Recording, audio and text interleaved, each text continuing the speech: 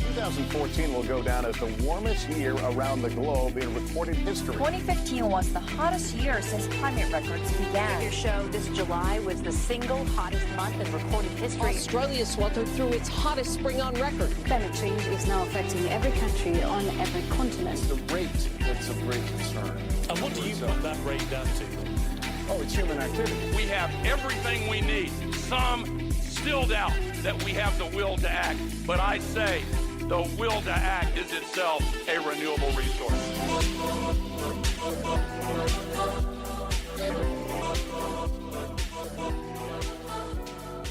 Welcome, folks, to a special episode, a panel featuring Margaret Klein Salamon, author of Facing the Climate Emergency, How to Transform Yourself with Climate Truth. I'm Bron Gresham, and as a psychologist, I'm so proud to be introducing this episode. It's a recording of a panel event, part of the Sustainable Living Festival and hosted by Psychology for a Safe Climate. Now, it does go on for over an hour, so I want to give you the rundown of the goodies in store for you so that you stay tuned. Carol Ride, president of Melbourne Group, Psychology for a Safe Climate, is the host, but unfortunately the sound quality was poor, so she's humbly given us permission to skip straight through to the speakers. Thanks, Carol! So after hearing from Margaret Klein Salamon, there are 3 other psychology and psychotherapy experts who each speak for 10 minutes. They are equally diverse and entertaining. After Margaret, we hear from Sally Gillespie, author of Climate Crisis and Consciousness, Reimagining Our World and Ourselves. Following Sally is Charles Lefevre, Vice President of Psychology for a Safe Climate, who speaks about their workshops for emotional engagement. Then we hear from Susie Burke, who reflects in the most entertaining manner on her 20-year-plus journey as an activist, psychologist and mum to Melbourne's original school climate strike organiser. After the speakers, you'll hear from the audience whose heartfelt questions I'm sure will be on your mind too. Head to our show notes to learn more about the speakers, to read their contributions and find links to their resources. Find a comfy chair, grab a cup of tea and get ready to feel inspired, listen to words of support and wise counsel. Enjoy. Thanks so much, Carol, and thanks to everyone for being here.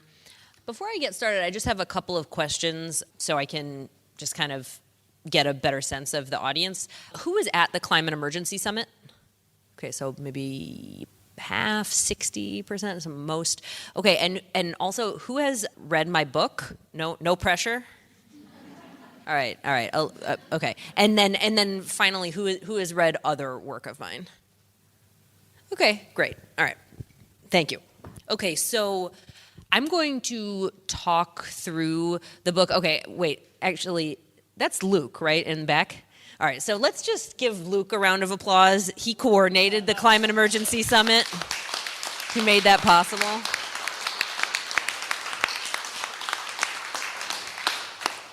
Very busy person. Okay, so I'm going to talk through my book. It is a self-help book.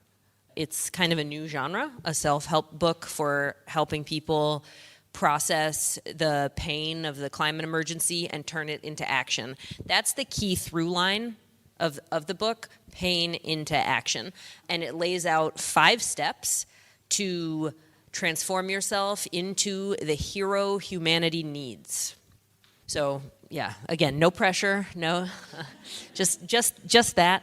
But seriously, it's impossible to overstate the stakes of this moment, and I think all of us who are alive here, who are able to do something like come out to a panel that are, let's say, not yet immiserated by the climate emergency, I really think we have a bottomless responsibility, and I'm writing this book and giving this talk is part of me attempting to do everything I can to meet that responsibility and to protect humanity in the living world. And my goal is to help everyone else be able to do the same. And it's not, I mean, the idea of just responsibility, it's even a little bit of an understatement because it makes it sound like it's just altruism. But it's not. With the climate emergency, we actually see a merger of self-interest and altruism, because I'm here fighting for myself and my own life and my family and your family and the whole human family. And I think that merger of those forces can create the most powerful movement and fastest transformation that humanity has ever seen. Okay, so 5 steps to becoming a climate warrior. Number 1 is face climate truth. It's not rocket science. You don't even need to be a climate scientist. It's merely that we are careening towards the collapse of civilization and the deaths of billions of people.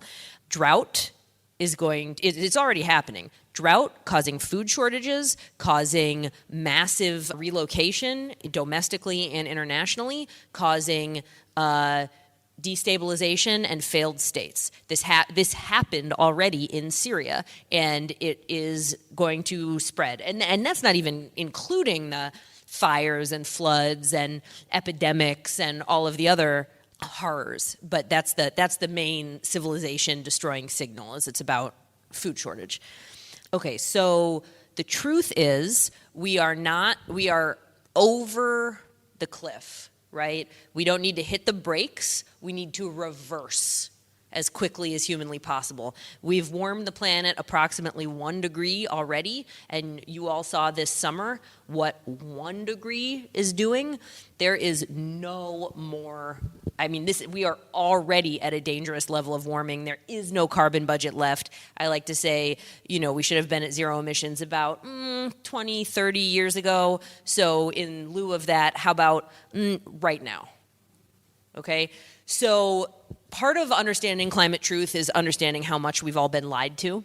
Obviously, the fossil fuel industry has been investing over $1 billion in a campaign of lies and misinformation, and Rupert Murdoch and the conservatives and the Republicans, all of that. But also we need to face the fact that the environmental movement and the climate movement has not been truthful. They have ideas that I consider this idea actually the worst idea in the world, that fear doesn't work as a motivator and we can't scare people. Because, okay, so if you start from that kind of just wild idea, but if you start from that assumption, but the truth is inherently terrifying, what do? You are silent, you euphemize, you don't tell the truth, you beat around it, you tell a little part of it, and that's what we've been seeing for decades, is a hopeful, optimistic story about whatever, jobs and solar, and nobody talk about the collapse of civilization. But fear evolved in humans and other animals to translate the perception of risk into self-protective action. Okay? If we didn't feel fear, we wouldn't be here, because our ancestors would have just stood there while predators got closer and closer and then ate them, right? Fear tells us, danger, danger, do something, okay? So fear is, of course it works. It's one of the most reliable human motivators there is. And some people think the only possible response to fear is panic. But think about how many activists and organizers who are motivated by fear. I am certainly one. And that fear is not the opposite of love. In fact, it comes because of how much I love this world and I love my family, and that I am so afraid of losing it. Okay, so face climate truth. That's step 1. Step 2, which I kind of already got into, is accept fear, grief, and other painful feelings. This is a general psychological orientation towards feelings that is applicable for any realm of life. It's amazing to me that our society doesn't teach this in schools. It's so sad. But because we have this relationship towards our feelings that is judgmental and censorious, right? Oh no, don't feel that way. Like, what are you, evil or don't feel that way, that's so wrong or whatever. And that is not a good or healthy approach. Whatever you feel about anything, and especially about the climate emergency, it's fine. It is just a feeling. The only thing that matters, the only thing that carries any moral weight, is our actions. And we do need to be very thoughtful about how we act in this world. But there's no such thing as a thought crime or a feeling crime, and the more open we are and welcoming to these feelings, the more control we have over our actions. If we repress our feelings, they drive us without our knowing. So I spoke about fear and welcoming it. Fear, the fear you feel makes sense. It is rational. It comes from a good part of yourself, and we need to listen to it. I want to talk also about grief because I think it's critically important. We've already lost so much. Millions of people in this last summer, just here in Australia, 1 billion animals, and millions of species heading towards extinction. The losses are hard to even imagine and hard to bear. But I encourage everyone to honor yourself for your grief. Grief happens because of love. We grieve people who have already died because of the climate emergency, generally the world's poorest people, because they matter. They matter to us. And when they die, we feel it. And that is a good thing. That is our connectedness. We do not want to cut that off and make ourselves inhuman as these losses mount. We also need to grieve the future that we thought we had. When I was growing up, there was a narrative around progress. The future was bright, and I could do anything I wanted to do. I assume many of you were told something similar. I decided that I wanted to be a clinical psychologist, like my father, and I thought I'm going to have a family and a private practice, and I'm going to write books, and it's going to be great, right? That's a great life. And it was very hard to realize that it wasn't going to happen, that it wasn't going to work. Sure, I could be a clinical psychologist still in New York and living that life, maybe for 10 more years, maybe, I don't know, until whatever, I have to move or something. But it's not going to work before the practical issues of collapse will come to my life. It's not going to work because I can't have a perfect life that's separate from a collapsing world, that it's not going to be satisfying. So I encourage everyone. I mean, it's sad. Even as I say it, I feel somewhat guilty, like I'm taking something from you. But I encourage everyone to really think about the life that you thought you had and what you were promised, and how sad it is that that's not going to happen. But what does happen when you grieve for the life you thought you had brings us to step 3, which is to reimagine yourself and your life story. When you grieve what you thought you had, it opens up space for something new. A new person, a new mission, a new life. And I think it's important to think about your whole life narrative. In clinical psychology, that's really important, right? Helping people work out, who am I? How did I get here? Why, whatever. Why do I have the problems I have and the skills I have? And so, what if everything in your life, the good things, the challenging things, what if that was all leading you to this moment, to this challenge? And if you start to think about that and think about how you were raised and your grandparents and their ancestors and what you learned in school and your various trials, what if this is the point? To prepare you in a unique and critical way for this epic struggle. For me, thinking that way has unlocked a self-concept, a story of self that is so much more satisfying than the one I previously had, which was about achievement and getting mine, right? My success, my money, whatever. And yeah, my resume. And it feels so much better to live for a mission. So step 4 is to enter emergency mode.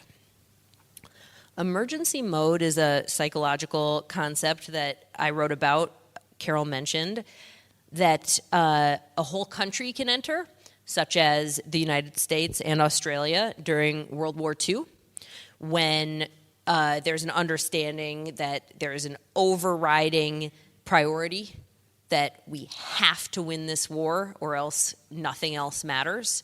There is a sense of fear, but it's a motivating fear in which the nation comes together, all hands on deck, no end but victory.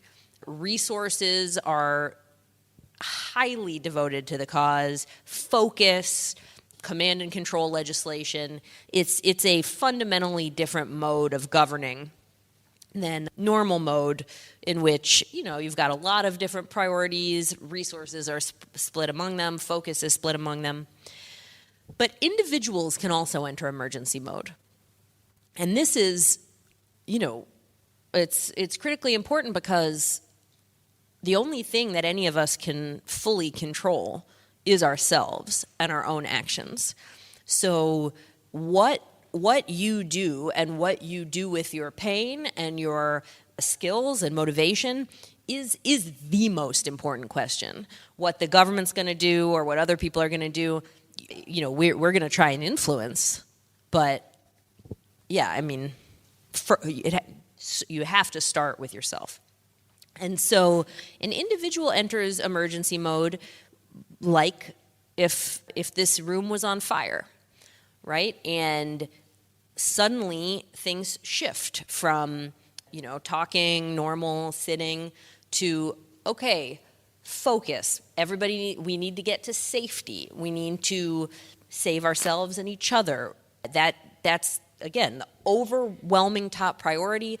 All focus, resources are dedicated towards that until we've achieved safety. And it's a particular type of mental functioning that is fundamentally different from normal mode. So a fire is, you know, less than an hour, but the climate emergency is going to be for, you know, hopefully not for the rest of our lives, but for the foreseeable future. So it's a little bit different because, you know, you have to rest and have some relationships and, you know, cook dinner and all of these like normal things. But living in emergency mode for climate means waking up, feeling the fear in your stomach, and working all day or as much of the day as you possibly can towards protecting humanity in the living world. I left my career. I encourage anyone who can make such a leap to do it. Now is the time. If you can't do that, then can you go to part-time? Can you move in with parents or roommates or whatever? This is, I run through these kinds of possibilities in the book. But yeah, this is not a time for, 2 hours a week kind of hobbyist kind of commitment.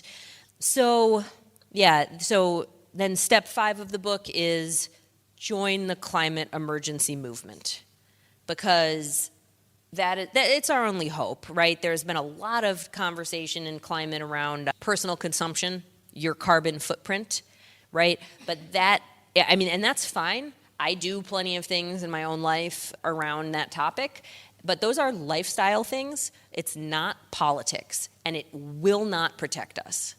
So the idea of looking in the mirror, thinking, what can I do? It must be part of a collective political effort to transform, to take over the government and transform our economy and society as quickly as humanly possible to zero emissions, plus drawdown, and try to avoid the collapse of civilization while we're doing it. So, I mean, like obviously I'm very, very oriented towards the truth. I encourage everyone to take that same approach. There's so much denial and euphemism and bullshit, and our minds are kind of hardwired for that, right? Like we have a psychological function to protect ourselves from painful experiences and painful information, but it's not helping us. And we need to make a conscious effort to face this reality, even though it hurts, to talk about it with others, even though it's awkward. This is the one thing that I recommend that every single person do, is to talk about the climate emergency as much as possible with friends, family, neighbors, colleagues, sports teams, book club, church, everybody, because there is a societal silence around this, and by just bringing it up as much as possible with strangers, it's an intervention. It is a political intervention into denial. And when you talk about the climate emergency, you don't need to be a scientist. You don't need to sound like a scientist. You don't need to go home and read a bunch of scientific papers in order to be able to tell them to your neighbor. Talk from the heart. Talk about how afraid you are, or how sad you are, or how angry you are, or ask them what they're feeling about it, or how much, or what they're thinking. I have people say to me all the time, no one ever asked me how I feel about climate. Isn't that a little strange? I mean, so by opening these conversations, you will find many people who will say, oh my God, me too. I thought I was all alone. No one ever talked to me about this before. The issue of how to then take the next step and actually join the climate emergency movement is very complicated. It's finding your place in the movement is as complex and personal as finding a career. In my book, I try to walk through many different ways of engagement, such as organize your community for a climate emergency declaration, or join a school strike, or join a research team, like based on looking at what the movement needs and looking at what your skills are. So I encourage people to check that out and use it as a tool for reflection.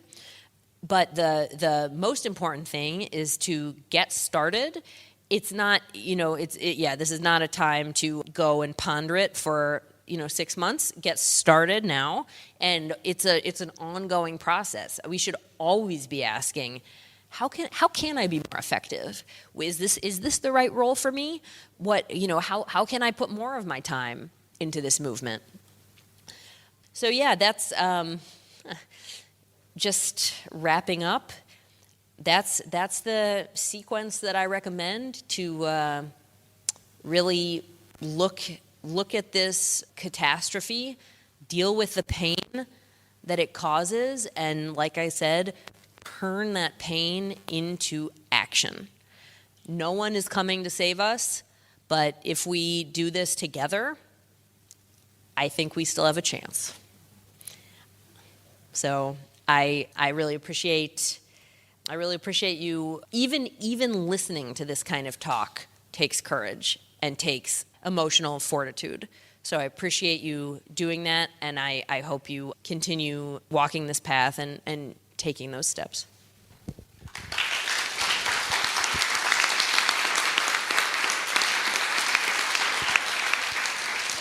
you very much, Margaret. Our first panellist is actually Sally Gillespie. Sally has worked as a Jungian psychotherapist, and she is the co-founder of a sister group to Psychology for a Safe Climate. I'm going to hold it up. I feel like I'm being bottle fed. No, I'll really promise I'll hold it close. I'm very sorry. Oh, I can hear the difference. Yeah. So, Sally, I'll start again. She's a Jungian psychotherapist and the co-founder of a sister group to ours called the Climate Wellbeing Network in Sydney. She has just published a book called The Climate Crisis and Consciousness, Reimagining Our World and Ourselves, which really chimes into what Margaret's been talking about as well. This book fosters reflection on how we reimagine ourselves and our relationship to Earth. Her style of writing is lively, engaging and very personal, and she encourages the reader to fathom new depths in themselves. So over to Sally. Thanks very much. Thank you, Carol, and thank you, Margaret, for a sobering and necessary talk, because we are here to really think about how do we face into difficult realities.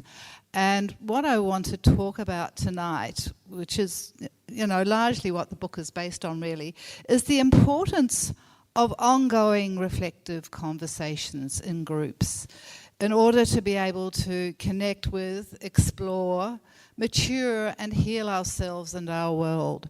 Because not only do we have to face into this emergency and take urgent action, we also need to reimagine ourselves and our world, because the crisis we have ended up in has come out of a particular worldview. And it is a separatist worldview, a worldview which sees human being and activity as separate to the natural world. Now, clearly that's wrong, and yet this worldview has had huge, huge influence. And some might say back to the Enlightenment times. We can go back right the way to Greek philosophers to see how this worldview has evolved. And we're now on a crash course where we must relinquish this worldview. And yet this is not an easy thing to do. We are brought up within a conditioning and within a worldview, and it takes work to do that. And this is where the reflective conversations are important. It's also important that we keep working through our emotional and psychological reactions to engaging. I did doctoral research back in 2010. And really, like many people who do PhDs, it sounded fancy, but I had a question which was very personal, which is what's going to happen to me the more immersed I get in climate awareness and engagement, which is what was happening to me. Am I just going to end up feeling really gloomy and despairing and will, people start to cross the street?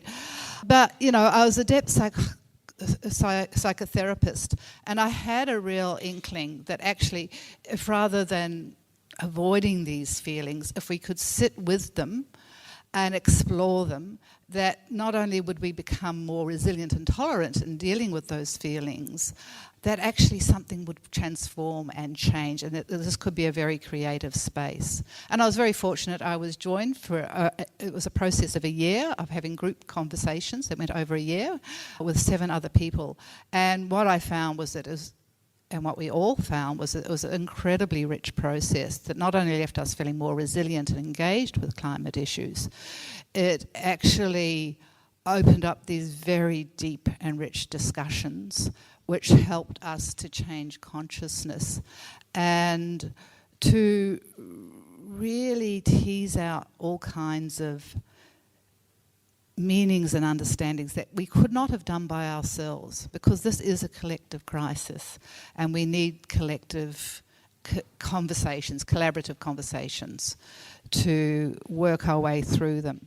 So when I'm thinking about these reflective conversations, I sort of see it like a 3-layer cake, because there's these different layers to the conversation. One layer is about connection, and it's about connection connecting to our feelings in ways that Margaret's talked about, and the importance of acknowledging and sharing those emotions in safe and open conversations. So we need groups where we agree to really listen into each other, non-judgmentally, and to be able to open up to what the real feelings are. Many people in climate awareness, climate engagement, feel quite isolated for just the reason Margaret was talking about. There's been a taboo on having the conversations, let alone saying how we really feel. That's starting to shift a little bit, and it really needs to. But often we actually have to set up a conversation and a group conversation and an ongoing group conversation to be able to open and explore these things so that they don't stop us, but they enrich us. And that we can recognise in one another that what I feel is what you feel. And sometimes what we can experience in the conversations is we can find out things we didn't know we felt because someone else expresses something, and suddenly something that's just been there on the edge of our consciousness comes into focus. We need more than an individual mind on this. You know, we've been sold this whole thing about the individualistic worldview by neoliberal worldviews, and it's serving us very badly indeed. And we are needing these kind of conversations and these kinds of ways of connecting with others to work our way into a much more systemic understanding. And also to see that yes, these emotions come, they go, we move around with them. I have yet to sit in a group where everyone just sits there depressed. Someone comes in and says, I feel utter despair, and we can listen, or it might be me who said that. And someone else might say, yeah, I've been feeling that too. And then someone says, you know, I've been feeling kind of hopeful this week, and they have a story to tell. And this is how we put it all together, the bigger picture, because we move around, and there's kind of a protective mechanism when we sit in a group that helps us not to just all fall into one place, but if we really listen and bring our full selves in, to build up a very full picture.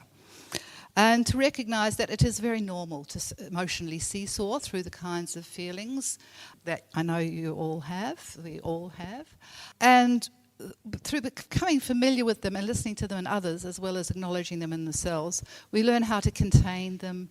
We learn how to just go, it's sort of like surfing the wave a bit, I guess. And we also learn when we might need to take a little time out or find ways, and we can learn again from others how to take care of ourselves. Part of it is learning to tolerate our complexities and contradictions. Does anyone feel just always the same thing in terms of climate awareness? No. I mean, there's complexities, there's contradictions. We live in a deeply denialist culture, and we find these pockets of denial that pop up in ourselves at times, partly because how do you negotiate a denialist, society from your awake place? It's a negotiation, and again, this kind of consciousness raising really helps us with that, and it also helps us be compassionate with ourselves and with others, that we do fall into contradictions at times or feel overwhelmed by the complexity. And listening to all that helps us to be a bit less black and white in our thoughts and feelings towards ourselves and towards others. We get less polarised and perhaps start to see a little bit more of the connection. We also, I think, need to be very aware that there is a mainstream cultural bias towards thinking and doing. And that means that we often sideline feeling and reflection. It's a distorting bias, and it has destructive consequences for our world and our society.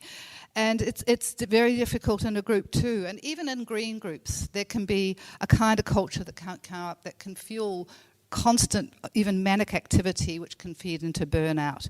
And it's so important that in our transformative work that we stop and make these spaces for reflections. And that opens up creativity.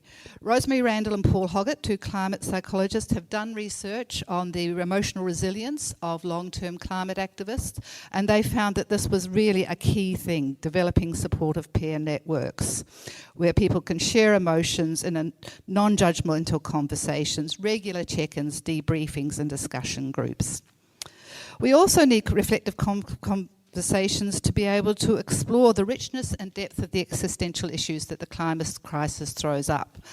Okay, thanks. Okay, so there's a lot of richness in the existential issues, and we need a bit of time to navigate them. In the research group I ran, we talked about things like apocalyptic imaginings.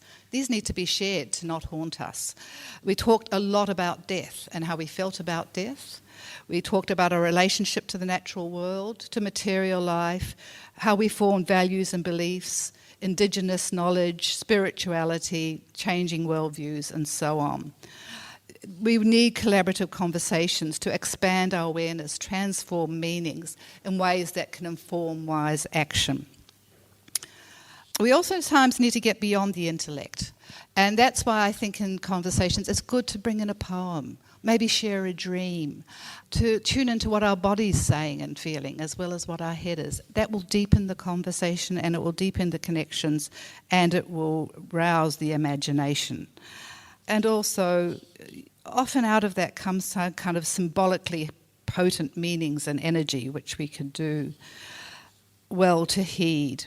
And the final layer of the cake is maturing and healing. We have to mature psychologically and politically in order to address the climate crisis. We mature when we relinquish a self-absorbed focus and wake up to a larger relational view of life. In other words, we put our individual self in context of the larger systems, natural systems, social systems.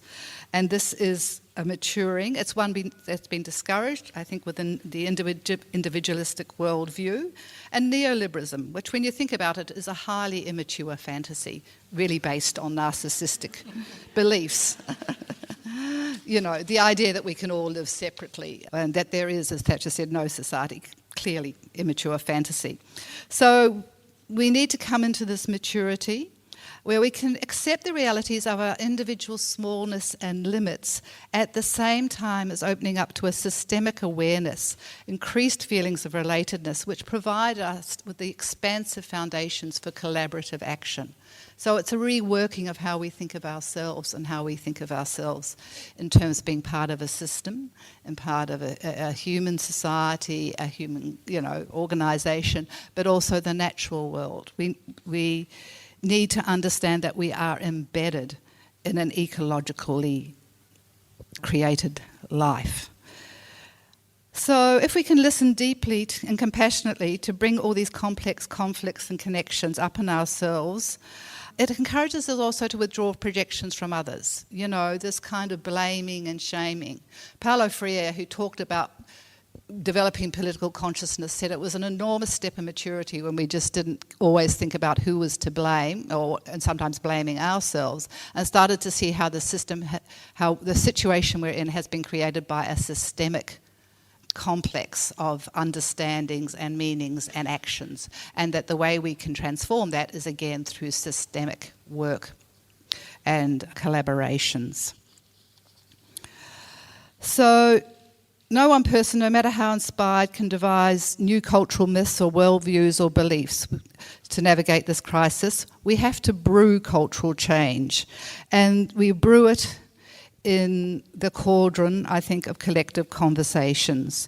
We have much to learn here in Australia from the deep wisdom of Aboriginal yarning groups with their practices of deep listening, learning through stories, experience, consultation and collaborative forms of knowledge making.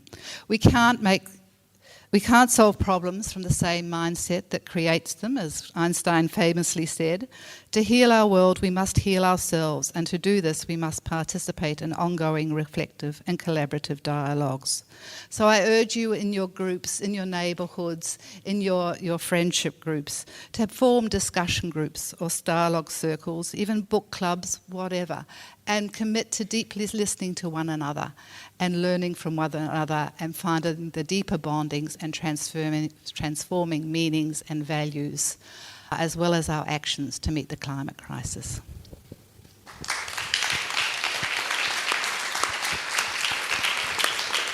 Thank you very much, Sally. Our next speaker is Charles Lefevre.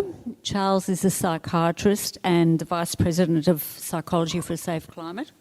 He's a very active writer and presenter, including having made a number of submissions to government on the importance of recognising the mental health impacts of climate change on all citizens and also on those working very closely on climate issues, such as scientists and researchers and policymakers as well as activists. So over to you, Charles. Thank you. Thank you, Carol. Thank you very much, Margaret. Thank you, Sally. I wanted to talk about the work of our group, Psychology for a Safe Climate, and a few other odds and ends. Who's heard of Psychology for a Safe Climate? Who's been to a workshop? Great. We started as a voluntary group of psychologists about 10 years ago. Initially, we used our knowledge to understand the emotional aspects of climate change and have conversations about it. We learnt about the power of denial, which still occurs, of course, and gets ever more slippery. Our Prime Minister claims now to accept human-induced climate change, but he does not accept or speak of the dire implications. This is serious and deliberate implicatory denial, and he also perverts the meaning of the word resilience. Margaret, however, tells us the climate truth, and thank you for that. Anyway, we decided that working with those not facing at least some of the truth was not that helpful, to be honest. And we started to be invited to run workshops with different titles, mainly around climate grief, or at times what we called beating burnout. And we've continued to do these workshops for people who work very closely with climate change. Environmental and climate activist groups, including Extinction Rebellion, and researchers and policymakers. And these people tended to find them very helpful. They're not designed explicitly to mobilise. We're mainly dealing with the at least partly mobilised, but it allows them to stay mobilised and hopefully more mobilised than before. We always start with an acknowledgement of country at the beginning of our workshops. As Lydia Thorpe said at the Climate Summit, our first peoples have actually been on a war footing already for 250 years. Through their respect for country, they offer us a way of living in our climate-changed world. In our 3-hour grief workshops, we talk of the importance of staying for the whole workshop, keeping confidentiality, and that it is not a substitute for individual therapy. These are important boundaries for our framework. The workshops have 4 segments.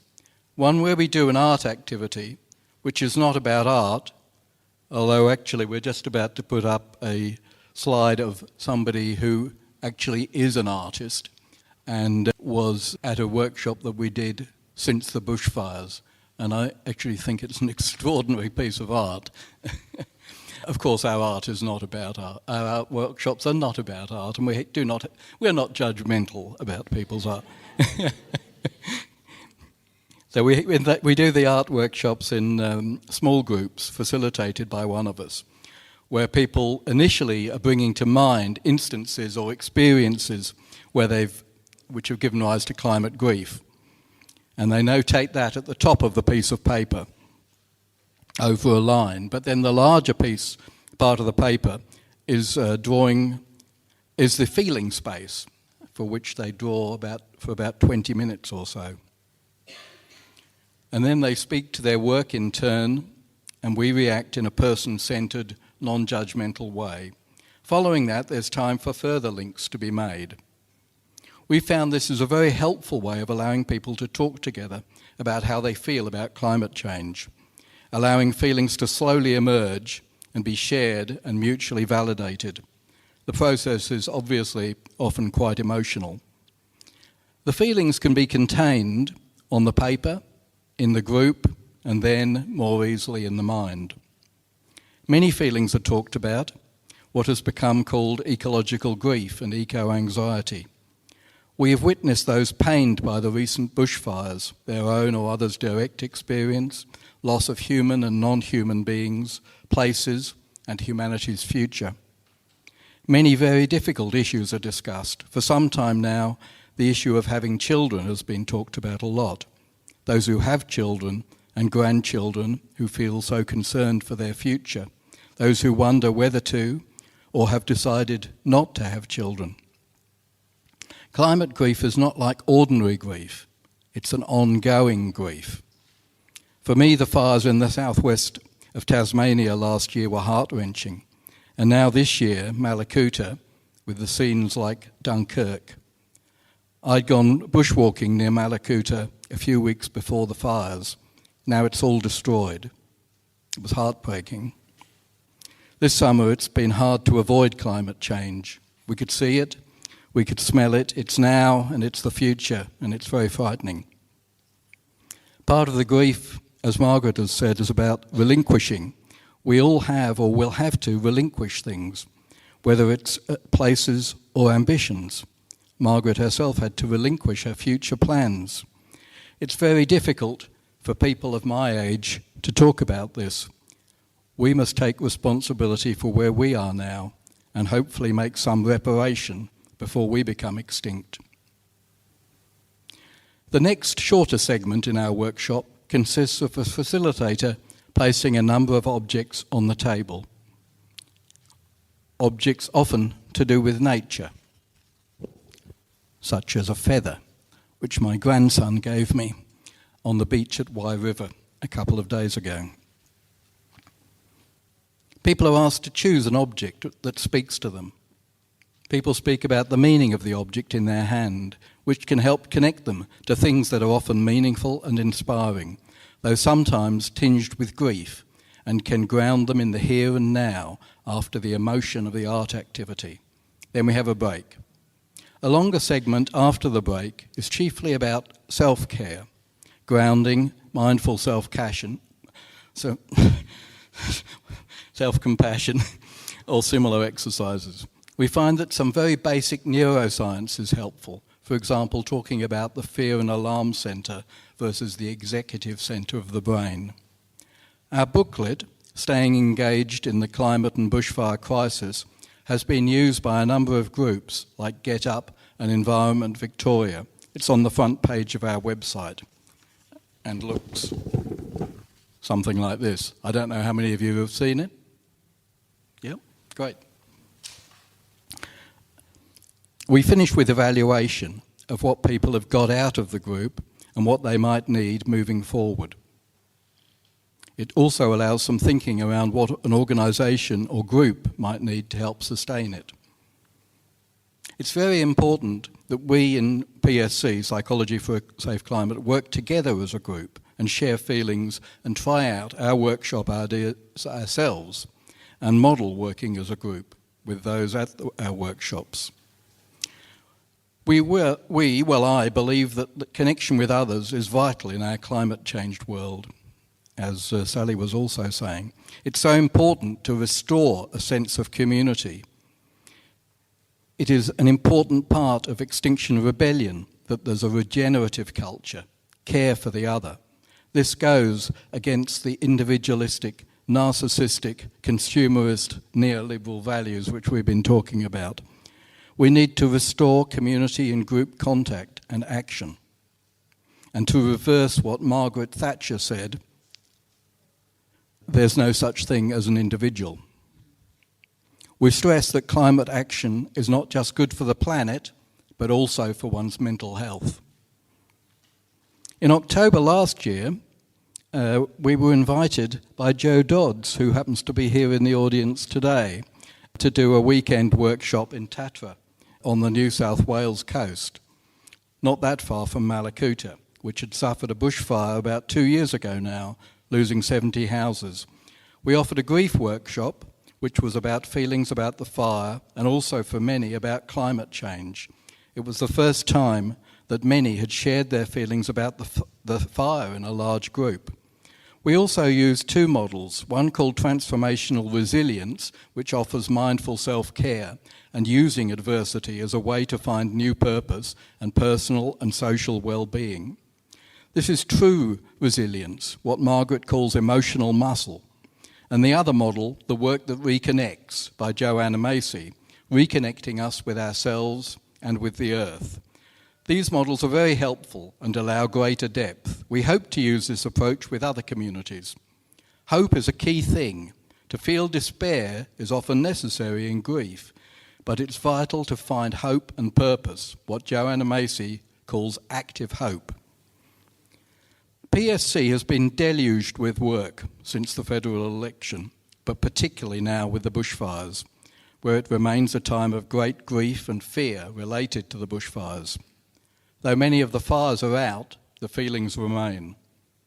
This has been confronting for organisations and individuals, how to respond to climate change that is here and now.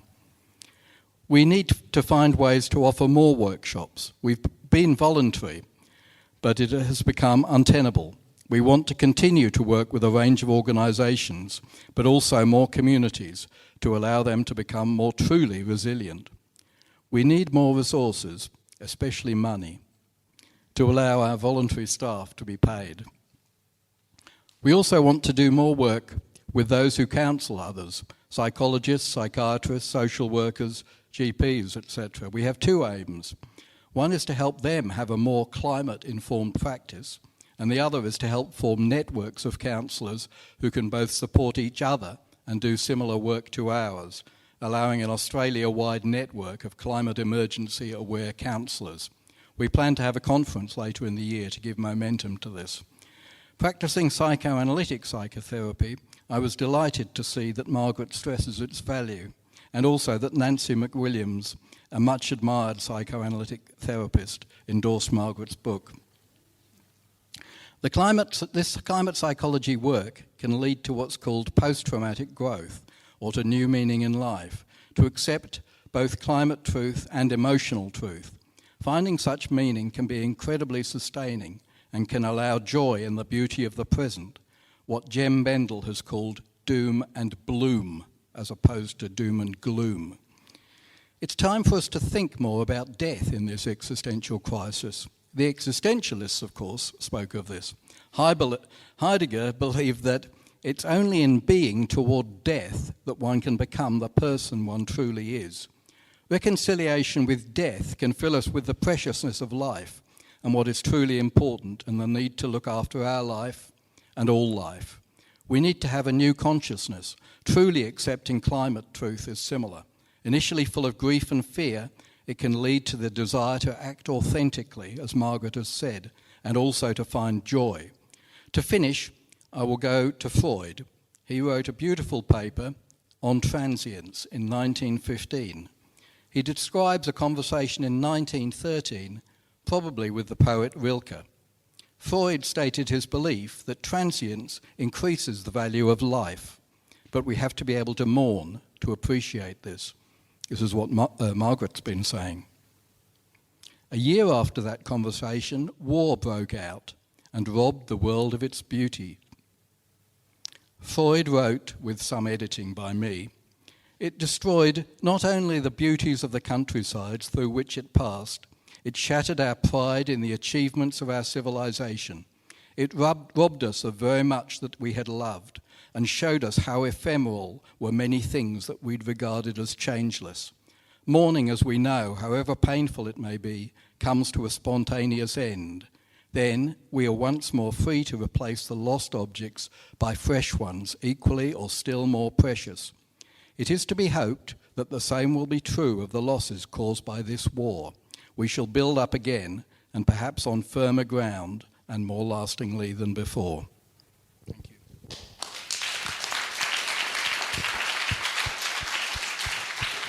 Thank you very much, Charles. And now it's over to Susie Burke, who is the author of the Climate Change Empowerment Handbook, which is a downloadable resource on the web and has been used a great deal in schools for teachers. She's also the mother of one of the leaders of the student climate strikers in Victoria. So she's got first-hand experience of kitchen table conversations and can tell us about how to support children into activism and the fight for their future. So over to you, Susie. Thank you. Thanks, Carol. Thank you, everyone else as well. I thought I might talk on three topics today. I thought I might talk as a psychologist and talk as a parent and talk as an activist as well. So just to start off with, my work as a psychologist has involved working at the Australian Psychological Society for the last 17 years. I'm not there anymore, but during my time there, I focused specifically on looking at the work on disaster recovery and preparing for disasters, and also on climate change and other environmental threats. And the work that I did there involved writing this Climate Change Empowerment Handbook, which looked at 8 strategies from psychological science around how to help people to engage with climate change. And it starts off with acknowledge feelings, and it moves on to, create social norms, use the social norms of people going into climate emergency mode and amplify those norms and make that a normal thing for people to do, which is what Margaret's talking about. And the third one was talk about it. Make sure that every opportunity that you have, turn a conversation about whatever you're talking about into a conversation about climate change, and so on and so forth. And then more recently, at the APS, together with the help of Anne Sanson, developmental psychologist here and an awesome psychological member, we wrote a couple of guides for parents. And the first one was around how to talk with children about climate change and how to help children cope with climate change. And the second one was how to raise children for a climate-altered world, or raising children to thrive in a climate-altered world. So I might just pause on that for a moment and just talk about myself as an activist, because of course I've always been a psychologist and I've always been an activist, and for the last 21 years I've been a parent, and they've all got a little bit muddled up together. But so 21 years ago, I moved to live in an eco-village in Djadja country in Castlemaine, which is where I still live. And this was an eco-village that was co-founded by David Holmgren, who was the originator of permaculture and an awesome sustainability guru. And so I was bringing my children up in the forest out there, and I started one of the first forest kindergartens that we have in Victoria. And then when I was working on this work later on with Anne, looking at how to help children to develop nature connectedness, one of the things that has come out of some of the research is, obviously the importance of helping children to first fall in love with the natural world and be able to be in nature so that they can then be with nature. And being with nature means being able to interact with it and, climb trees and walk along logs and build cubby houses and things like that, so that eventually when they're older they can be for nature and they can act for nature and want to protect nature. And this is what we're seeing with the children that are getting involved in the school strikes. And so also as an activist in my community up in Castlemaine, together with a group, I've been involved in a number of different groups, and some friends and I were wanting to ramp up the work that we were involved in because of my awareness of the enormous threat of climate change. So we sat back and we thought, okay, well, what's going to give us best bang for our buck? And we thought that probably it was to teach people how to break the law and engage in civil disobedience and get arrested. So we started up a group called Central Vic Climate Action, and we had no affiliation with anybody because nobody wanted to touch us. And we started to run workshops for people around how to engage in civil disobedience. And since then we've had an enormous amount of fun, having lie-ins and die-ins and freezes and all sorts of nonsense in all of the big banks up in our area and up in Bendigo as well, and various other activities. And I also started then to take family holidays, which I called family protest holidays. And my idea of a family holiday was to take my children out into the shipping lanes in canoes to block the coal ships. We did that on Mother's Day, and I've got this awesome long photo of me in a canoe with one of my children and all of my children and their friends in canoes, with 400 of us all lined up in the shipping lanes in Newcastle. And then a couple of years ago, I took my family. We did some fundraising in our community, and our family and another couple of families in Castlemaine went up to the Adani mine, and we went and spent some time with Frontline Action Against Climate, and we taught our children how to, climb trees and lock themselves onto bulldozers and things like that. So I've been clearly brainwashing my children, but when I get asked, is this what I'm doing? When a journalist puts a mic in front of me, I say, no, of course not. I'm just bringing up my children with, environmental values and teaching them to have strong ethical principles about, justice and, community and civic disobedience, and all those sorts of things. And so it's, of course, no surprise that then, we had just finished writing How to Raise Children to Thrive in a Climate-Altered World when Greta started her strike. And I read this article in The Guardian, and I passed The Guardian to my daughter Malou, who's 13 at the time, and I said, Malou, have a read of this. And she read it, and she looked up and she said, I could do that. And having just written this guide, I said, yes, of course. And how could I help you? What would you need? And so we said, you need to find a couple of friends. So she, thought of a couple of friends, and one was Harriet and this other little boy, Callum. And together they got together, and they knew what you meant to do when you protest something that you disagree with. You go and you camp outside Bridget McKenzie's office. Margaret, you won't know this, but Bridget McKenzie is a much shamed since left member of Parliament, who we spent a lot of time camping outside and inside her office and getting arrested and all sorts of things. So the children knew the routine. So off they went, and they very quickly got an enormous amount of children from our own local schools and community to go with them, and they then set this goal of having this big strike, at the end of the month or the beginning of November, I think it was, and we all remember that was the first big strike where there were about 5,000 or 6,000 children marching through the streets in Melbourne. So that's, you see how it's all got a bit muddled? My psychology and my parenting and my activism. Anyhow, just going back then to think a little bit more sensibly about, the challenges for parents in the climate crisis, I think it's absolutely enormous. And one of the reasons why we started our guide of talking to children about climate change was because we knew that children were hearing about climate change. They can't help but hear about it. They can't help but overhear adults talking about it or hear about it at school. And who was talking to them at home about what they thought that meant for them and how they felt about it. So initially that was our intention, and people would often come back to us and say, well, we don't want to frighten the children, and we'd say, they're probably frightened anyway, and you really need to talk to them about it. And so we'd give them some guidance. And then, of course, very quickly with the big movement of the school strikes and, so many more children becoming engaged, we feel like if we were writing again, we'd be putting in a line saying, probably your children know more about climate change than you do.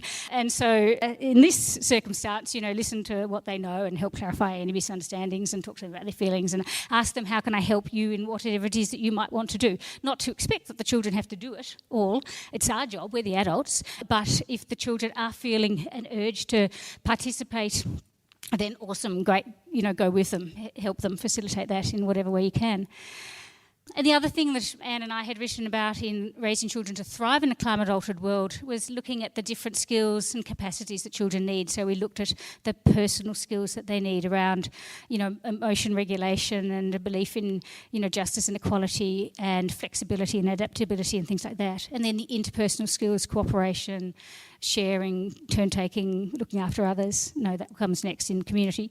Community values, being a part of your community, volunteering, looking after your neighbours, being connected with people. And then the last one was civic, so how to be a civic citizen, how to go and, talk to your politicians or protest outside your politician's office or go and have a meeting with, I think the children got taken up to go and talk to Bill Shorten when we all thought Bill Shorten was going to be the Prime Minister. And, Charles said that the need for these climate grief workshops has, bloomed after the federal election. That was utterly devastating for so many people who saw that as a devastating blow, and the children were a real part of that as well, because everybody thought that they were talking to the right person when they went and met with Bill Shorten before the election. Anyhow, that's so bringing us up to the present, 3 minutes to tell you about the present.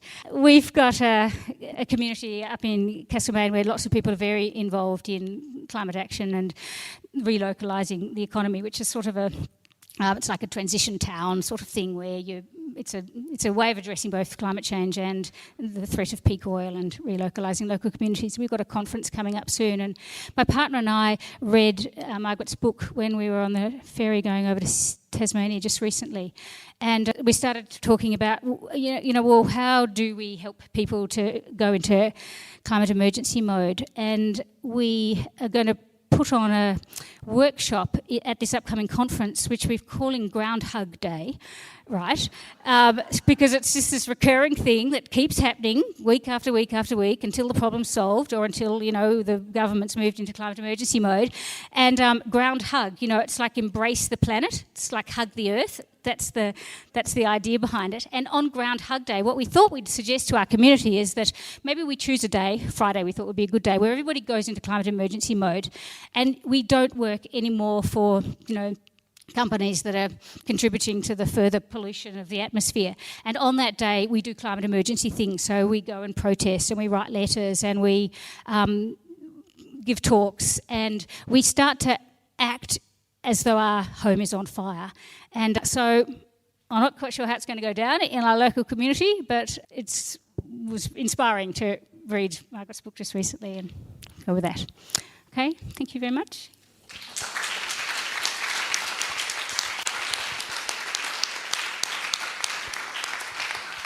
Thank you, all the panellists. Thank you very much for a quite inspiring collection of input and stories, and I guess might keep some of us awake tonight. So thank you very much. Could we have some questions from the audience, please? Okay. My name's David Mackay. I'm a psychologist. Yeah.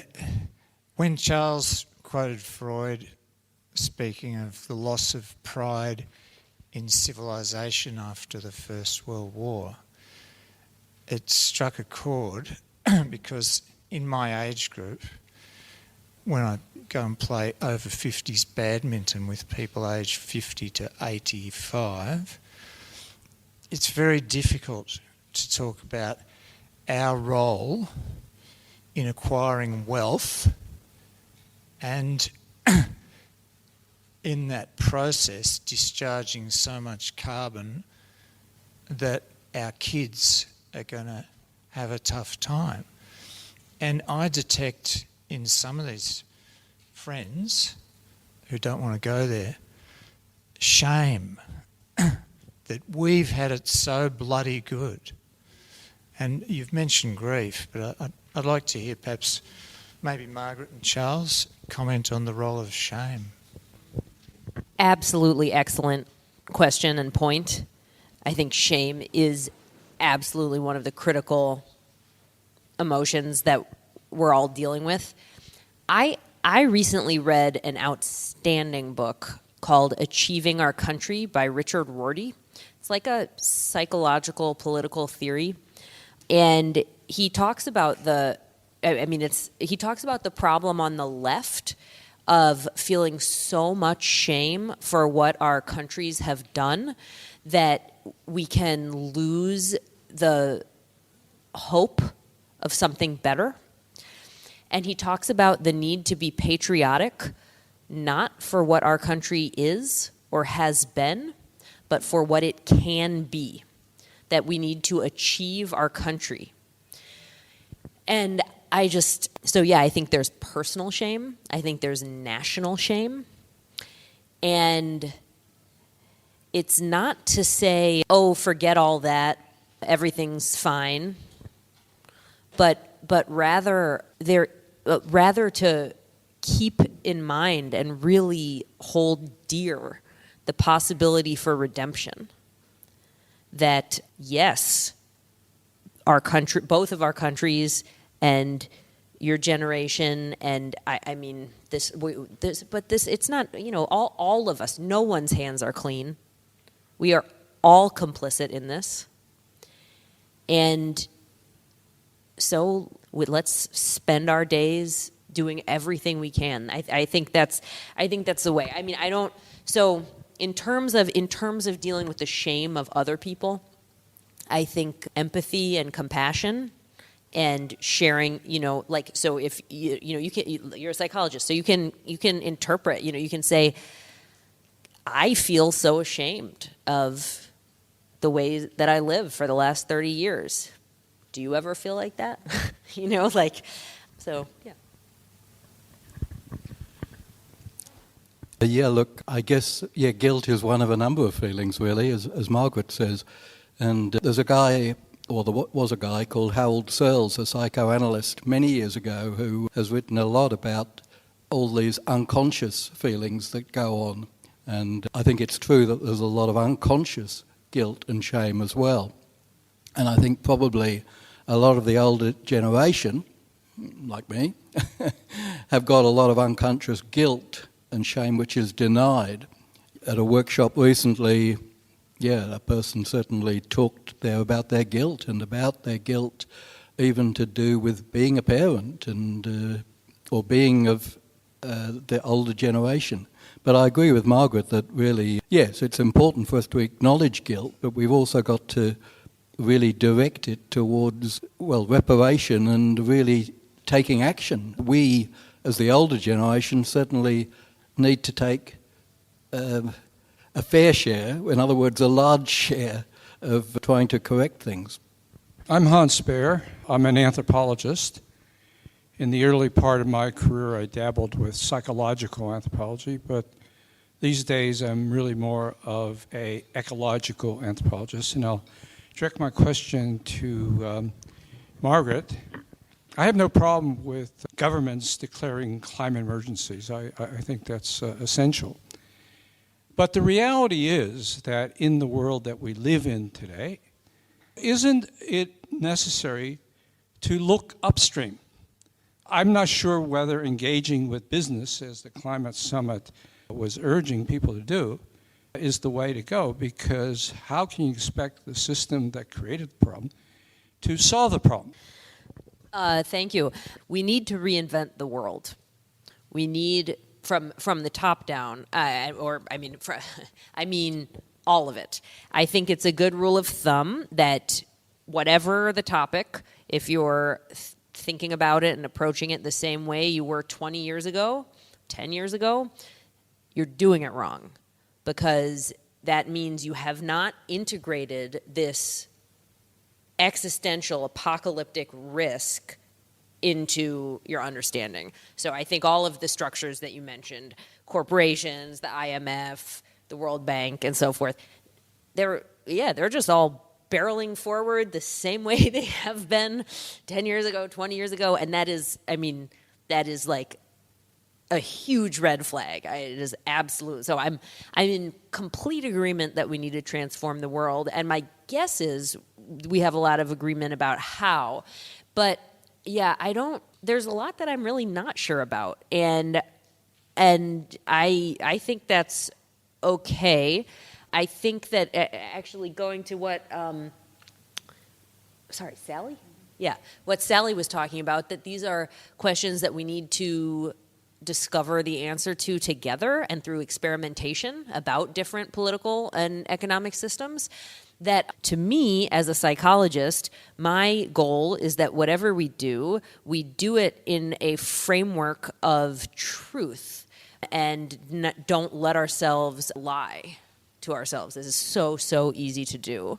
So, yeah, I'm not sure how satisfying that is, but that's how I approach it. Hi, I'm Kate Grant, and I've brought up 3 children. They're now all young adults, and I've sort of got like a couple of questions, but the main one is about how to handle despair in others, particularly young people. I know not my children, and I think perhaps because what I'm modelling to them has helped them not feel despair, but to some other young people I know of or know their parents, and I hear despair, and some of them are in their own sort of mental anxiety states for other reasons, but then when they're trying to be encouraged to get out, of those states, they say things like, well, what's the point? The whole world's fucked anyway. So I'm just wondering what we can, that really worries me. Yeah, and I'm just wondering what you think we can do about that despair of others, and particularly younger people and young adults. Anyone can answer the question. And the other thing I was just, activism is amazing and fantastic, but I keep hearing people talking about there's activists, and activists almost like a dirty word. And how do we change that around, that taking action is actually what we need, and we're the people finding the solutions, and, instead of being seen as, it's just those activists again. I'll start, because the mic is right here.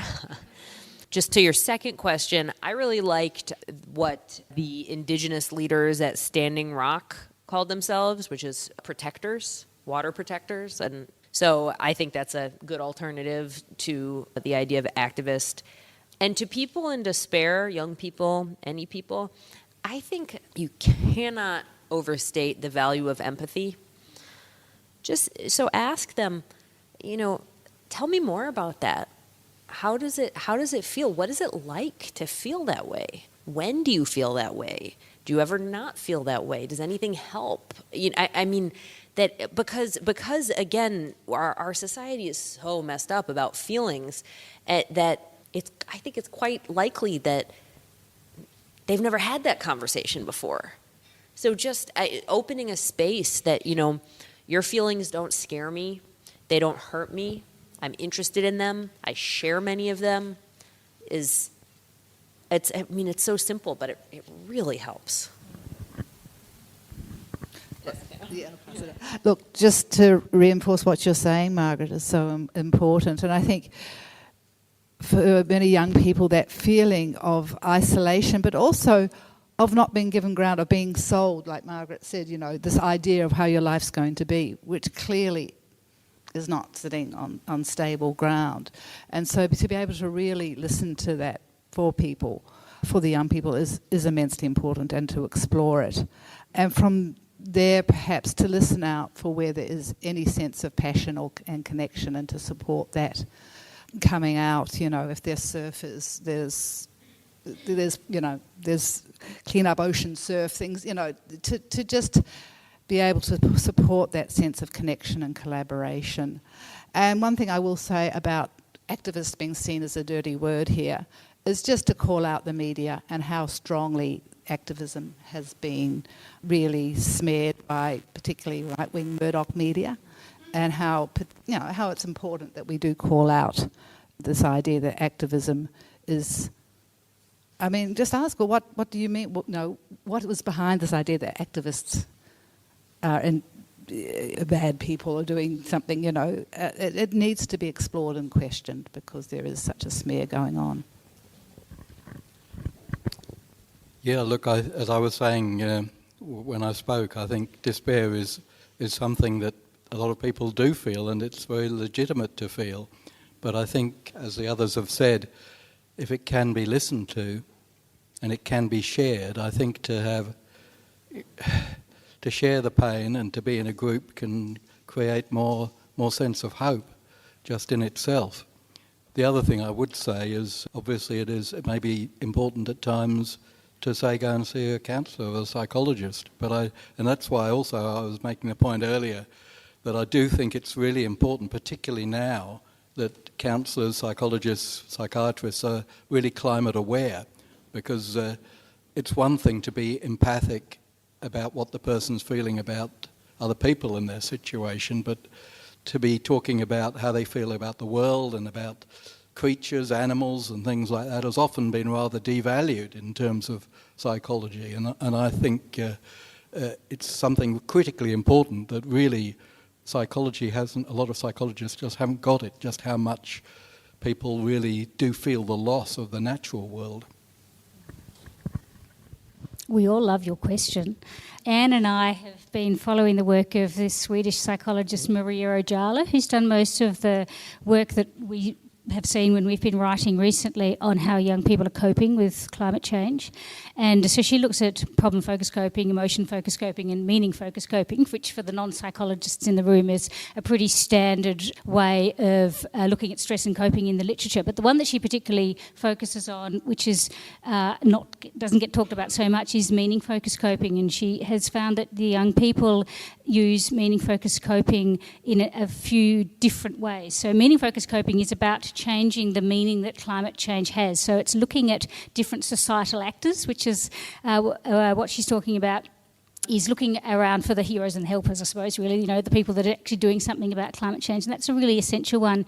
And I became aware of the fact that many of the young kids who are involved in school strikes actually have the misperception that they're the only ones that are doing anything about climate change. And I was utterly shocked when I heard this, and it made me realise just how easily you would feel despair then. And I was wondering why that is so. And then I was thinking, well, I suppose a lot of these kids are 14, 15, they've just been given a smartphone, they connect, they bond horizontally, and they are just getting feeds from their peers. There was a lot in the media as well about how awesome the kids are, and the kids were awesome. But it was, I think there was a risk that it was giving the kids the perception that they're the only ones that care about climate change or doing anything about it, and that's so not true. And so I could see that there was a lot of work that we needed to do to help children see the different societal actors, the different people around the world who are working their butts off to try to restore a safe climate. Hi, my name is John Knox. I've volunteered with many environmental organisations over the years. Currently I'm with Friends of the Earth Act on Climate team. If anybody saw the human sign on the weekend, we're responsible for that. It was an amazing action But I feel like I'm a bit of a fraud because the sign was for less than 1.5 degrees C, and I actually think that that boat has actually sailed. My kids, my son has decided that he won't have kids of his own, and I can't even think of a way to broach that subject with my daughter. There are times when the grief is overwhelming, and I don't know how to reconcile the activism and the telling of the truth with maintaining hope, because I think without hope, people won't take action. But yeah, the truth has got to be told. How do you reconcile that? Can I just start by sharing some reflections on the cultivation of hope? And I've been really interested in Per Epson Stockness, or Per Stockness Epson's work. Yes, that one. Norwegian psychologist who's written a lot about the different types of hope. And he divides hope into 4 different types. He's got a passive and active form of optimism, and a passive and active form of skepticism, pessimism, skepticism, I think. So active optimism, he talks about, you think it's going to work out fine, the future's going to work out fine, but you're going to have to do a lot of work to make that happen. And then there's passive optimism, which is you think that the future's going to work out fine, but somebody else will do something. You don't actually have to do anything about it. And he argues that optimism it's pretty hard to make a good case for optimism these days. So that's those 2. And then there's the skepticism. And so passive skepticism is when you're not sure it's going to work out well, but you're not sure that there's really all that much you can do about it. And anyway, we've had disasters before, like Black Saturday, bushfires, and we know how to cope with disasters, and we'll rebuild, and it'll be different and it'll be hard, but we'll be able to do that. Now, the problem with that is that we're in uncharted territory in terms of the size and the scale and the intensity and the frequency of these disasters. And this is one of the problems of extreme weather events being used as a proxy for climate change. Because climate change is so much more than extreme weather events. It changes absolutely every part of our society. So that one's not so good either. And then active skepticism is where you also think that the future is going to be bad, and you're not actually sure that a good outcome is going to be had, but you're going to do absolutely everything that you can anyway, because standing by and doing nothing is immoral and unacceptable. And that's what Joanna Macy calls active hope, and Per Epson Stockness calls it grounded hope. I think he calls it grounded in the very reality of the truth, and it requires us to develop inner strength muscles to keep on getting up each day and fighting for a better future, even if we're not sure that better future will come. So that's very familiar, similar to Joanna Macy's work. So that's some of my thoughts on that. Don't get me wrong, I'm going to keep on with my activism. I own the activism label, but because if I don't, what other option is there?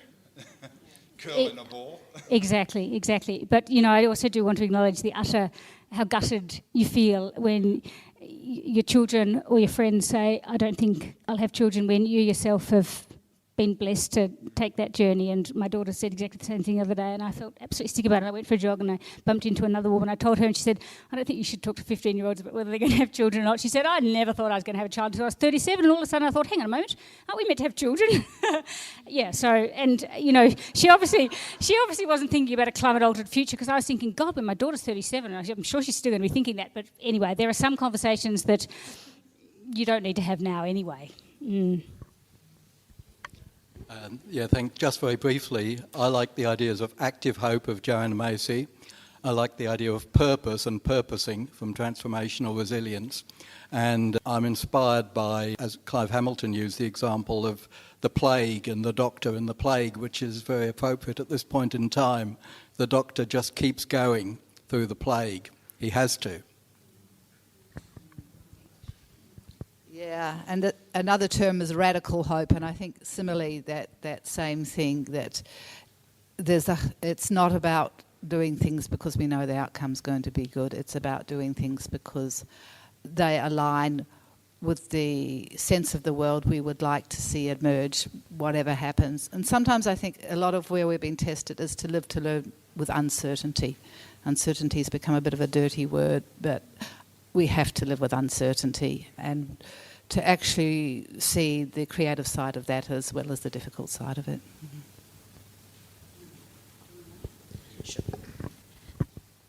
There's really three things that give me hope.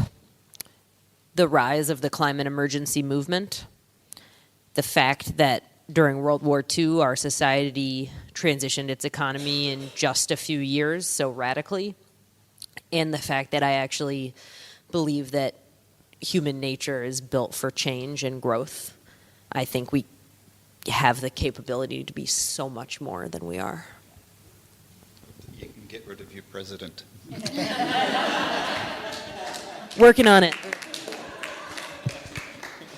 Hello, I'm Nicole Thornton, and I have worked with Sally on the Climate Wellbeing Network, but I'm not a psychologist, I'm an environmental scientist, and I have had major environmental grief and depression for about 10 years, over it now.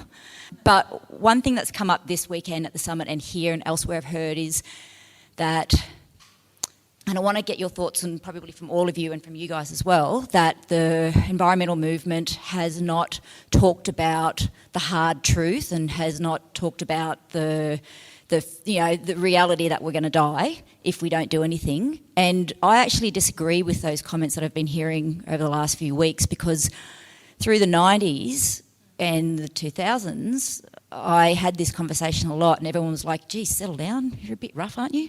And I remember the discussion within the environmental different groups, Queensland, New South Wales, where we weren't supposed to talk about it because it was too scary and we were switching so many people off through the media and through things.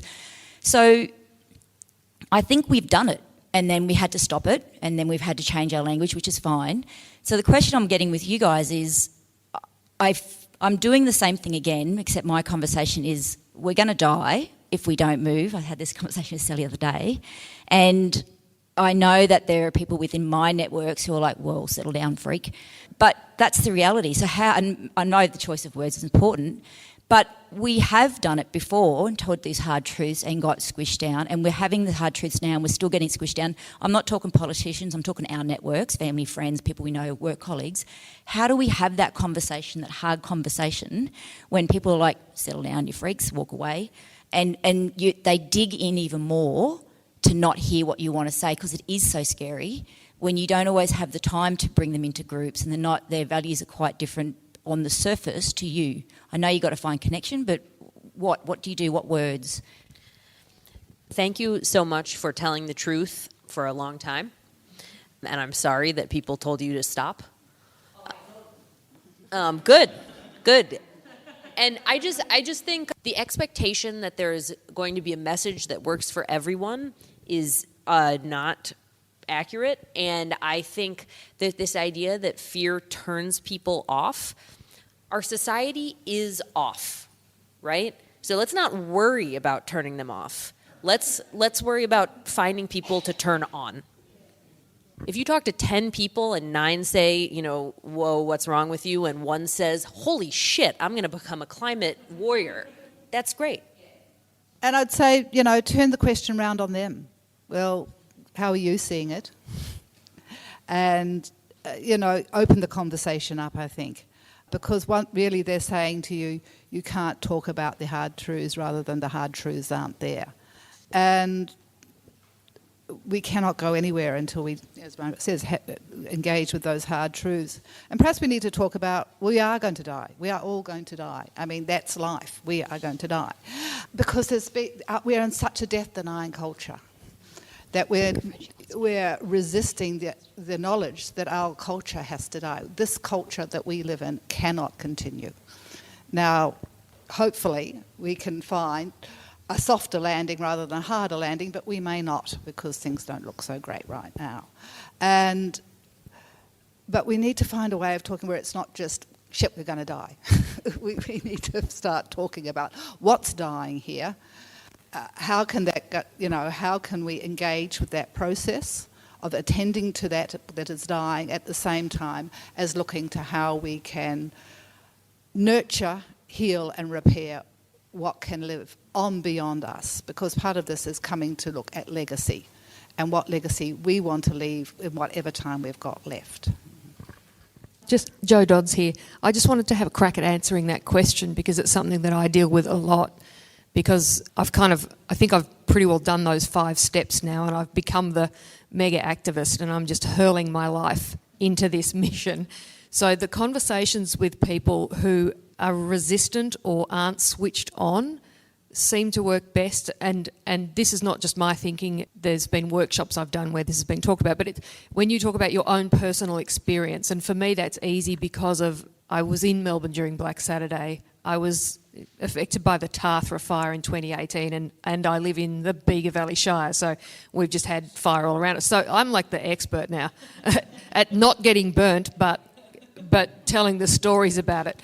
When you tell that story, this is what I saw, this is what it smelled like, this is what it felt like, this is what went through my head, this is how it made me feel, and this is now what I'm going to do about it. So telling those stories, for me, is a way of inspiring people into, and it's a narrative too, it's storytelling. And if it hasn't happened to you so viscerally, then you've met someone that it's happened to. And you've clearly had your own battle with that reality. So telling the story of your battle with it and not expecting anything from the other person, you're just a storyteller. And then you let them process that in their own way. And if they're ready, they'll step into that. But a personal story is going to stick in someone's mind a long time longer than a scientific fact or anything. So, and that's the thing that when I tell my story, sometimes I see in other people's eyes the tears coming up, and I go, gotcha. Because I didn't get their head, I got their heart. And that's the thing that makes you then want to act. So that's my tip.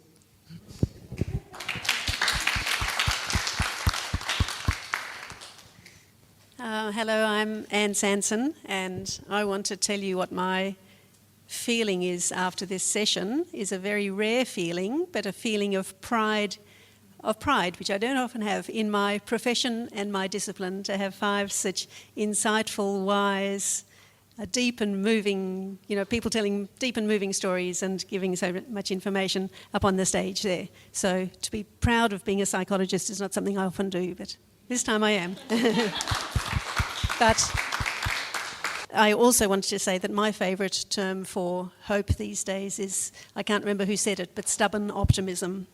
And that's the one that gets me.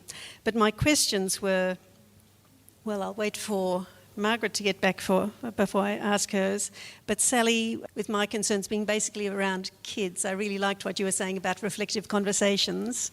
And I was wondering if you'd say a word or two about from what age do you think that you can start to engage, and how do you engage kids in these sorts of conversations, or do you not at all? And my question for Margaret, if she comes back, was about fear and anxiety. Because you talked a lot about fear and the motivating force of fear. I guess what I hear in kids in particular is anxiety, and we talk about the anxiety epidemic. And in some ways it doesn't matter, because we say the best antidote to anxiety is action, so it ends up in the same place, of action being the way of dealing with it. But I'm wondering if you see different ways whether anxiety has got that same evolutionary motivating force that fear does. I'm not sure that it does. So I'd be interested in your thoughts about that. So yes, quickly just to answer you, Anne, I don't think any age is too young for a reflective conversation, and certainly, quite young children will ask the big questions. What's death? What's life? Is the world going to be all right? I mean, I was talking with Christine here about her children and that question coming up with her young daughter. One of the groups I sit in is the dialogue circle, which is simply sitting and reflecting. It's actually evolved from work of Krishnamurti, and he did that work in schools with children. It still continues in India. And the children are encouraged from a young age to sit and respond to some of the big questions in life. And, in many ways we can learn a great deal from sitting with children with those questions, because they have a more open mind in some respects than we do. So I really think think any age. And children love to be asked how they feel and love to share that. And it's a good way to help teach them to listen too. Hi, my name's Lewis. Thanks for the talk, and I really appreciated all the different perspectives you each brought. I guess my question is, as a young person and someone who's working in the field of mental health and psychology, I really connected with the Margaret's idea of the future that you thought you had and giving up on that. I suppose my own position, I'm finding it ever harder to justify the idea of putting aside the years for studying clinical psychology, and it's a very resource-intensive journey. So I was wondering as how all of you found yourselves here, and if you could think about what brought you here and what sort of insights or advice you could offer to someone, a young person who is looking to make an impact and try and use what skills they can develop to make a change in the environmental psychology movement, and whether or not I should just sort of give it up now and just go become an activist full time. It's so hard because the skills that you gain by studying and practicing clinical psychology are so relevant, right? Like I had 1 year left in my PhD when I had my Climate Awakening, and I was ready to leave. I was ready to walk away from the PhD, but every single person in my life told me to finish the PhD, and I did, and then I walked away. But now I have PhD behind my name. But if I could go back in time, I would not change my education. I certainly wouldn't study science or something like that, because, I mean, people, this is a mental health issue. I mean, the world is committing suicide, and we need to help ourselves stop. So I think it's very glad that amuses. Yeah, black humor, yeah. So that's a tough one. I mean, because the time frame is so short. I mean, in the United States, what I would say is, well, certainly take this year off, and just go all in for the election. But I don't know. So anyway, there's no easy answer, but yes, I mean, try to skill up as much as you can while being as effective as you can. Okay, I was just going to say, well, you could do both, because I guess in psychology for a safe climate, I'm in the lucky position of using my professional skills, but also supporting activists. So, anyway. I'll be really quick because I know everyone's... I'm Sophia Villas, a psychologist, mum and an activist, and just have a question around, just at the moment, trying to mobilise my children's principle into emergency mode, and with the argument being if climate change is going to be part of imbued in every aspect of their life, why isn't it imbued in every aspect of the education? And as part of the truth-telling and the kind of moving stuff at the level of the heart, I've been compiling little bits of children's conversation I've managed to eavesdrop on, or other parents have helped me be privy to over the summer around the bushfires and everything, because it really strikes me that the principal appears to have very profoundly poor mindsight or insight into the children's minds. Having a sustainability club doing the compost with 5 children once a week isn't really enough. And so I guess it's just a question about thoughts and ideas around mobilising principals and maybe more generally community leaders into that mode. Well, I think there's, let's say, the carrot and the stick. So I wouldn't be afraid to try to, exert some pressure. And you can escalate, right? So have 5 concerned parents make a meeting, and then bring their kids, and then, the kids can make signs or whatever, right? Like this, I mean, this doesn't have to be a polite conversation if that's not working. Okay, so that's one thing. But I think also, I think this, and this is generally in terms of parents and children and teachers and principals, The thing that children need more than anything is to know that their adults that they rely on are fighting for them and are going to protect them. And so I think you can tell the principal that by not acting, in fact, they are causing more anxiety and fear and despair in the children. Yeah, well, that's why I, last week, or was it the week before, respectfully said my child will be absent for 3 days while we stand outside of Parliament with a "we're not going away" zero emissions target sign, and she saw us drive all the way, not doing business as usual, for that purpose, to see that, and the principal can be inconvenienced by that too. Thank you. But, yeah. I was thinking about Callum, who was Malou's buddy, who was in class 5 when he started the school strikes with her in Australia. So I'd be finding some class 5 kids that, know that, it'd be a good idea for the school to start a climate emergency and get them to go and talk to the principal as well. Thanks very much to our panellists for such a wonderful contribution, and thank you everyone in the audience who asked such interesting questions and helped us all have such a good discussion. So thank you very much.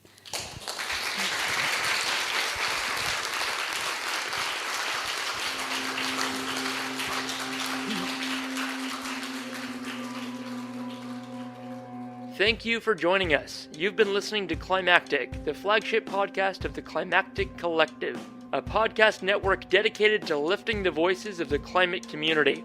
You can find out more about the people behind Climactic and all the shows we produce at climactic.fm. We are a social enterprise podcast network, and we greatly appreciate your support. You can find a link to our Pozible where you can support us directly in the show notes of this episode or from our website. Thank you for listening, and from the whole Climactic Collective, keep up the great work and take care of each other in these climactic times.